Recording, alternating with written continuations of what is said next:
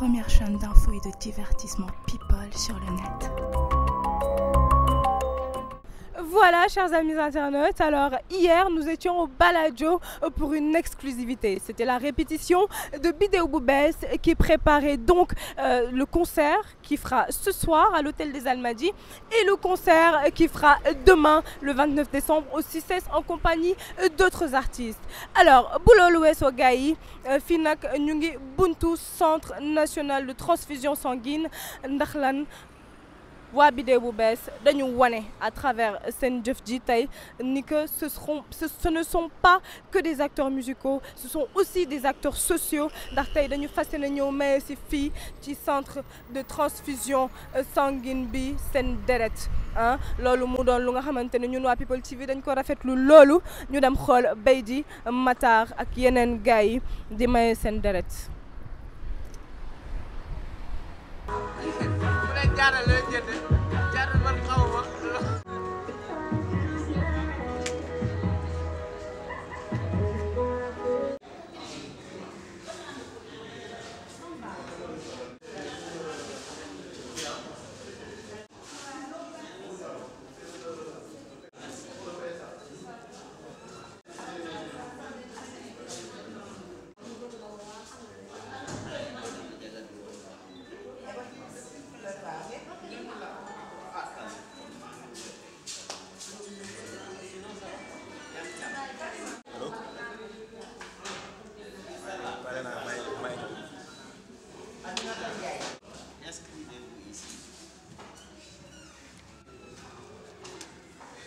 C'est pour Bidéo bu Bees, hein? Ok.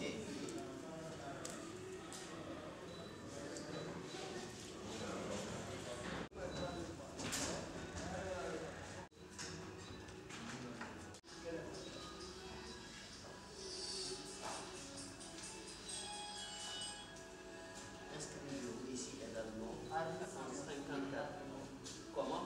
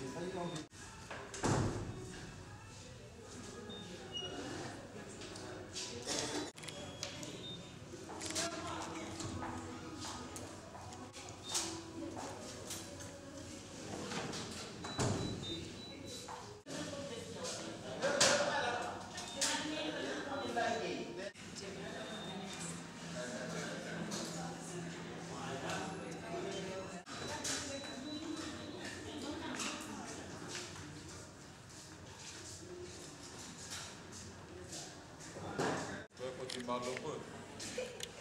Tu vas pas me dire non. Je connais que les salutations. Ah, c'est grave.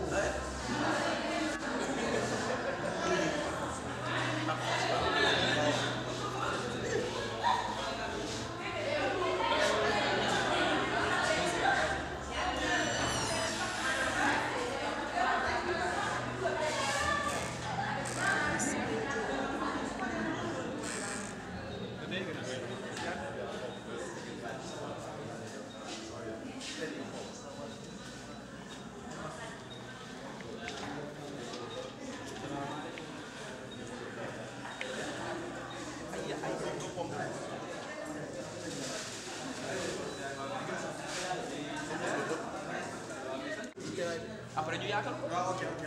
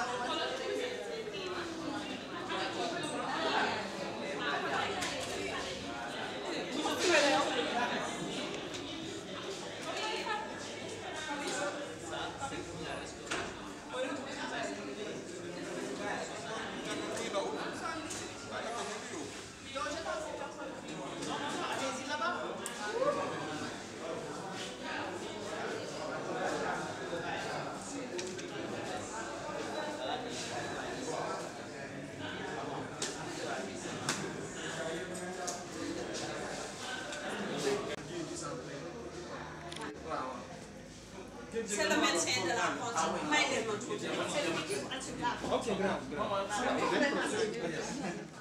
mais fay naa leen ziar naa leen. bëggoon xam lan moo waral initiative bi ngeen jël tey. waaw initiative bi en fait comme ni ñu ko waxee rek donc maanaam moyen deret dafa nekk loo xamante ni donc gars yi population bi en général da leen ci war a sensibiliser pour ñu mën di maye di deret chaque instant parce que on s'est rendu compte que ne banque de sang yi dafa manqué te boo amul malade bu la jege bu feebar ba nga comprendre problème boobu nu mu nekkee en récurrence donc doo mën a comprendre importance su acte bi ñun nag chaque année dañu koy def chaque année ñu woo suñu public woo suñu fan si ñu ñëw maye deret au moins ne serait-ce que sax pour participer si maanaam ci développement santé réew mi parce qu'on en a besoin et puis cas yu bëri dañu koy solliciter ñuy wax ne fii manqué na deret donc il n'est pas normal que ñun ñu nekk ay artistes nekk ay acteurs de développement que même bu fekkee ne dañu war a def suñu musique mais que ñu joindre l'utile à l'utile donc l'utile à l'utile boobu ci état d'esprit boobu la ñu defee vraiment acte bi woo gars yi ñu ñoo maye seen deret parce que c'est un acte très noble et loolu la ñuy commencer toujours anniversaire bi donc balaa ñuy dem ci yeneen échéance yi quoi voilà. Oui, comme j'ai l'habitude de dire, donc il est important quand même de faire quelque chose au service de son pays. Biddew bu Bees, qui connaît Biddew bu Bees le connaît dans le social par rapport à beaucoup d'actions qu'on fait. Et là, ce don de sang fait partie de ces actions-là. Donc on a tenu à marquer le 18e anniversaire avec du social en organisant le don de sang avec tous nos sympathisants, les fans, la famille et tout, pour qu'ils viennent au moins participer pour donner leur sang parce que c'est très, très important. Non, c'est entre autres, donner du sang, c'est entre autres. On fait il y a beaucoup d'initiatives avec le ministère de la Santé, avec des sensibilisations sur le paludisme, le sida, la mortalité maternelle. Donc ça fait partie de nos activités parce que depuis 5 ans on le fait. Chaque anniversaire, on marque cela par du social. Et voilà quoi, le don de sang c'est important parce que les banques de sang sont quasi vides, donc les gens en ont besoin. Et c'est notre manière pour nous de participer au moins, faire une musique participative, ne pas juste faire de la musique comme ça, mais au moins appeler les gens à faire du social. Je pense que c'est très important. Yes. Ci wolof waaw ok on a tenu à quand même def journée don de sang bi chaque suñu anniversaire chaque fois bu ñu koy def y a juróomi at a ngi nii donc dañ koy commencer par social maanaam organiser au moins journée maye deret bi woo suñuy famille suñuy soppeñ nga xam ne bëgg nañ lu ñuy def nee nañu ñëw participer joxe seen deret parce que gars yi soxla nañ ko et je pense que def musique baax na mais def musique boo xam ne dafay amal njëriñ sa réew amal njëriñ sa askan aussi c'est important donc ñun c'est notre manière à nous un peu de wane ni ay sénégalais lañu te sensible nañu à li population di jànkonteel à savoir deret bi manqué na ci banque de sang yi à savoir sensibilisation yu ñuy def ci feebar yu mel ni paludisme sida ak di wax ci mortalité maternelle mooy ñi nga xam ne dañuy am doom di perte la vie ci ni ñu koy waxee maanaam di am doom ba bu ñuy mucc seen doom nan laa koy expliquer waaw dañuy perte seen doom bu fekkee dañ koy am yooyu yëpp Biddew bu Bees dafa bokk ci dynamique boobu di def social lu bëri quoi parce que sénégalais la ñu tey il faut le faire quand même te c'est important quand même ni ma ko waxee de participer ci li jëmale kanam population yi ak seen santé. C'est votre 18e anniversaire. Quelle est l'innovation cette année? Oui, enfin comme je l'ai tantôt dit, l'innovation c'est même pas une innovation, le social c'est très normal, on le fait depuis 4 ans. Oui, l'innovation, cette année-ci, on fait un dîner de gala, donc qui se voudra être le premier dîner de gala de la musique urbaine. On fait ça à l'hôtel des Almadies, le 28. Et donc c'est l'innovation parce que la musique urbaine n'a jamais organisé un dîner de gala. Et il était important pour nous de marquer cela et tout, pour dire quand même que la musique urbaine que nous faisons a grandi, qu'il y a beaucoup de personnes maintenant qui s'intéressent à cela. Il y a toutes les tranches d'âge. Et il était important quand même de les amener dans ce milieu-là, pour leur montrer ce que nous faisons et leur dire que cette musique-là a grandi quand même. Ouais. Ci olof gars yi duñu wax. Non, c'est bon. waaw tey li ñuy ràññee ci 18e anniversaire Biddew bu Bees moom mooy bi yoon dañu organiser dîner de gala parce que mosu fi am pour wane ni musique bi ñuy def mooy musique rap bi musique hip hop musique urbaine en général màgg na parce que ñu bëri dañ koy déglu léegi muy ay mag ay kilifa et tout te ñoom mënatuñu ñëw ci concert comme ni ko jeunes yi di defee donc comme que ñun suñu musique bi ñuy def dafa gunge ñu bëri et on a tenu à yóbbu leen ci cadre dîner de gala boobu hôtel des Almadies le 28 tey pour au moins présenter leen lu ñuy def ak suñu partenaire aussi ñuy liggéeyal aussi bien ak ministères yi wala ONG yi parce que dañu liggéey ak ñu bëri et ñu ñëw toog teg seen table toog reer ñu saafonte ak ñoom ñu faire passer suñu message ak faire passer suñu musique ak suñu invité donc loolu mooy marqué quand même mooy innovation bi ñu ci def et le lendemain il y aura le concert traditionnellement le concert bi ñuy def ak fans yi ak famille bi yëpp ak tous les sympathisants aussi au CICES mooy le lendemain 29 suba et le 5 janvier il y aura une conférence de presse à Gorée pour boucler l'anniversaire wax ci activités yu ñu jot a def yëpp et tout avec nos invités qui viennent des États-Unis ak un peu partout du Sénégal et ñu tëj ko avec un showcase benn show bu ñuy def bu mag à Gorée loolu mooy marqué 18 ans Biddew bu bees. Ça va Fatou Aw si laa tudd mais Baydi Tall lañ may wala Fatou Baydi.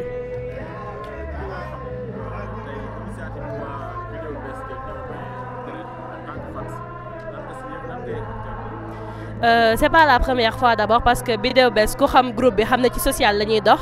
lutte contre paludisme don de sang genre affaire yooyu noonu bi mooy 3e fois ñuy organiser don de sang chaque fois réussite lay doon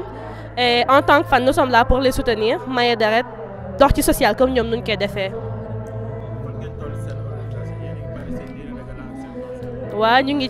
ci dîner waajal dîner de gala bi tey ce soir hôtel des Almadies ak concert bi demain CICES incha allah. man la Marie Biddew xam nga fan su Biddew Bess dañu fi ñëwoon tey xam nga rek pour kii don de sang bi tey mooy loolu quoi. waaw loolu moom initiative bu baax la dañoo am habitude pour chaque année dañuy maye deret fii nii xam nga pour xam nga rek dañ ko tàmm def daal loolu te defe naa yaakaar naa initiative bu baax la quoi moo tax ñu koy def.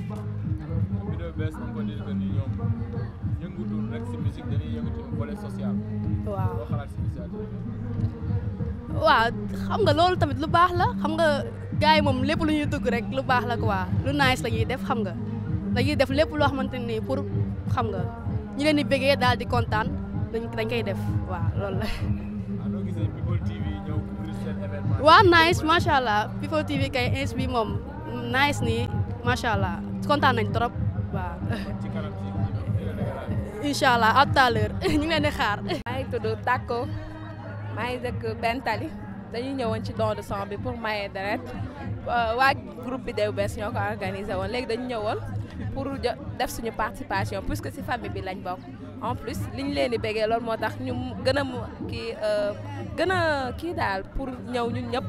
nekk fi maye deret parce que Biddew lépp Biddew moo ko waral daal. parce que dañu bëgg dañuy def don de sang parce que dañu seetlu ne dañ koy soxla nit ñi dañ koy soxla mais duñu am possibilité pour kii léegi dañu def benn kii dañuy Biddew ñoom ñoo ko organiser pour ñu ñëw maye comme ça dootul kii ñu dem ñëw daal def kii daal don daal pour kii bi. dîner de gala bi ñu ngi koy organiser tey si ngoon la hôtel Méridien ñu ngi koy pare daal ñu ngi koy pare. non ñun hôtel si lañ 10 lañ en fait waaw ñun ñooy hôtel si 10 lañ ok merci. maa ngi tudd Ismaïla Ndiaye jóge ba Diourbel ñëw assister ci 18e édition bu anniversaire gu gars yi Biddew Bess. bon di initiative bu rafet parce que maye deret rek yaakaar naa dégg nañ koy waxee ñu ne sauver ay bakkan la donc kon acte bi ñëpp a ko war a def parce que gis nañ fi lii ay gaañu di fi am dafa bëri ay accident waaw kon def ko daal lu nice la yaakaar naa pour mën a sauver ay bakkan yu bëri waaw. waaw ñu ngi ci ginnaaw Biddew rek à chaque fois comme ni ñu koy waxee rek ay fans lañ lépp luñ mën di def ñun ñu ngi ciy jàpp ñu ngi koy waajal bu baax pour mën a dem guddi hôtel des Almadies suba ñu waajal si bu baax a baax incha allah waaw. waaw man maa ngi tudd Charles man tamit ànd ak sama copain bii di Izo jugee ba Diourbel bokk ci Biddew famille bu Diourbel tamit fas ñëw ànd ak gars yi ci seen bés bi quoi ci 18e anniversaire bi. bon comme ni mu ko waxee rek moom initiative bu baax la rawatina tamit Biddew jaral nañu ko daal bu doon joxe kër sax dañ koy joxe loolu la daal. Je m'appelle Tata Makangui Doucouré, je suis étudiante. Je suis venue aujourd'hui pour donner mon sang à ceux qui en ont besoin. Bon, je pense que c'est quelque chose d'excellent car chacun de nous devrait bien donner un jour son sang parce que un jour, lui aussi, il pourrait en avoir besoin. C'est ça. Je pense que c'est une bonne initiative, quoi, de pousser les gens à donner du sang.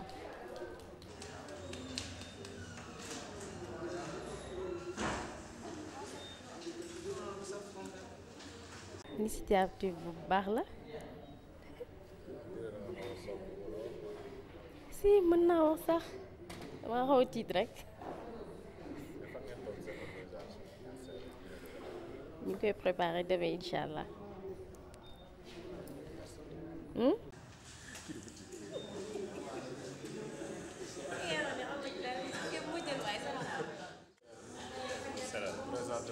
Sëriñ Momar Ndiaye.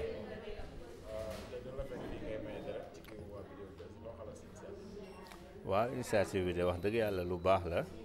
parce que lépp loo xam ne day sauver vie wu àdduna nit rek day dimbali nit rek en tant que jullit surtout day loo xam ne vraiment war nañ ko def bu doon sama sago sax dañ koy def 2 fois ci année bi tous les 6 mois parce que Biddew bu bees day groupe boo xam ne vraiment li ñuy def ci social dafa bëri donc bu ñu wootee ñu bëri dañuy sawar ci ñëw fekk si leen moo tax daal suñ ko defoon sax 2 fois ci année bi doon na doon li gën ndax banque de sang yi moom nu mu gën a am deret rek gën a bëri daal te maa ngi woo tamit sama mbokk yi nga xam ne aussi dañu yaakaar ne am na risque wala ñemewuñ ko ñuy ñëw dara newu ci parce que yëfu nit la daal merci beaucoup. comme ni leen ko waxee ñun ñooy waa Biddew family bu Diourbel ñoo teewaloon fii nii waa Diourbel bi yëpp déjà am nañ ay manquants yoo xam ne ñëw nañ mais ñëwuñu mais ñu ñoo lañ fi teewal en fait lii dañ koy rafetlu bu baax parce que initiative bu baax la. Le fait que nga jël sa sang di ko joxe jàppal ne heure boo joxee sa mayee sa deret yaa ngi sauver ay vie ak ay vie donc kon lii dañ koy rafetlu dëgg-dëgg parce que am na ñi nga xam ne fi ñu toll nii ñu ngi tëdd si lali hôpitaux yi mënuñoo jóg manqué na nga xam ne moom mooy deret donc kon suñu organiser manifestation bi nii initiative bi ñu ñëpp dañ koy rafetlu di ko rafetlu franchement parler lii lu baax la aussi nee naa leen si jaamu yàlla la bokk parce que nga sauver nit ki ku waroon yàlla ku ma waroon jël bakkanam nga sauver ko loolu si jaamu yàlla bu baax la bokk kon ñu ngi rafetlu bu baax lii nii di ñaanal Biddew bu bees mu dem ci kanam yàlla leeral ko ay yoonam ba lu mu bëgg mu am ko ok merci. Fatima Ndiaye laa tudd Wakaam laa dëkk Biddew bu bees dafa nekk lii boo xam ne dafa nekk loo xam ne dafa yàgg dañ ko yàgg bëgg parce que lii tam dafa am solo parce que am na ñoo xam ne soxla nañ ko un jour mu def benn initiation ñëw toog benn journée fans yi ñëw maye deret dafa baax trop suñu sañoon tamit dañ ko def nii rek exemple lañ bëgg a joxe parce que normalement bon citoyen nii la war a def léegi dañ def nii comme ça yeneen citoyen yi tamit ñu ñëw def comme nii parce que am na ñoo xam ne ils ont besoin soxla nañ ko ñu ngi leen remercier en plus tamit comme seen taxawaay ci lii yëpp di leen sant di leen gërëm li ñuy bëggee la ñun mënuñ leen ko fay bon ñoom tamit seen liggéey rafet waa People TV tamit seen liggéey rafet na trop lii am temps ci kaw ci kanam yal na leen yàlla jàppale tey ak ñun Baye Cheikh Tidiane mi ñu gëm ak Baye Niass yàlla leen jàppale may leen li ñu bëgg ok c'est rien.